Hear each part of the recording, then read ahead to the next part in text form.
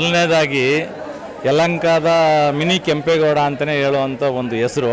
So ಈಗಾಗ 4 ಬಾರಿ hat trick ಇರೋ ಥರನೇ ಅತ್ಯಂತ ಲೀಡಲ್ಲಿ ಗೆದ್ದಿದ್ದಾರೆ. ಜನಸೇವಕರು, ಜನನಾಯಕರು, ಜನ ಮೆಚ್ಚಿದ ನಾಯಕರು.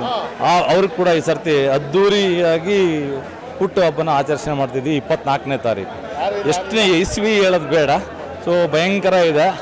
ಸೊ ಆ 24ನೇ ತಾರೀಕು ಹೇಗಿರುತ್ತೆ ಅಂದರೆ, ನೀವು ಯಲಹಂಕ ಒಂದು ರೌಂಡ್ ಬಂದರೆ ಇಡೀ ಕ್ಷೇತ್ರನೇ ಒಂದು ರೀತಿಯಲ್ಲಿ ಅದ್ದೂರಿ ಆಚರಣೆ ಮಾಡ್ತಾ ಇದ್ದಾರೆ. ನೀವು ನೋಡಿರ್ಬೋದು, ಹೈವೇ ರೋಡ್ಗಳಲ್ಲಿ ಕಟೌಟ್ಗಳಿರ್ಬೋದು, ಬ್ಯಾನರ್ ಇರ್ಬೋದು. ಇವತ್ತು 68 ಕೋಟಿ ಕೆಲಸ ಮಾಡ್ತಿದ್ದಾರೆ.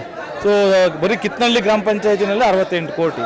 ಸೊ MLA ಅವರು ಹುಟ್ಟುಹಬ್ಬದ ಪ್ರಯುಕ್ತ ಈಗಾಗಲೇ ಇವತ್ತು ಸಾಕಷ್ಟು ಜನಕ್ಕೆ ಹಣ್ಣು, ಹಾಸ್ಪಿಟಲು, ಬ್ಲಡ್ ಕ್ಯಾಂಪು ಎಲ್ಲ ರೀತಿಯಲ್ಲಿ ನಡೀತಾ ಇದೆ.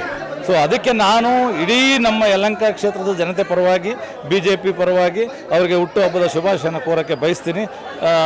ಭಗವಂತ ಒಳ್ಳೆ ಆರೋಗ್ಯ, ಆಯಸ್ಸು, ಐಶ್ವರ್ಯ ಕೊಟ್ಟು ಅತಿ ಹೆಚ್ಚು ಜನಸೇವೆ ಮಾಡುವಂಥ ಅಧಿಕಾರ ಸಿಗಲಿ ಅಂತ ನಾನು ಬಯಸ್ತೀನಿ.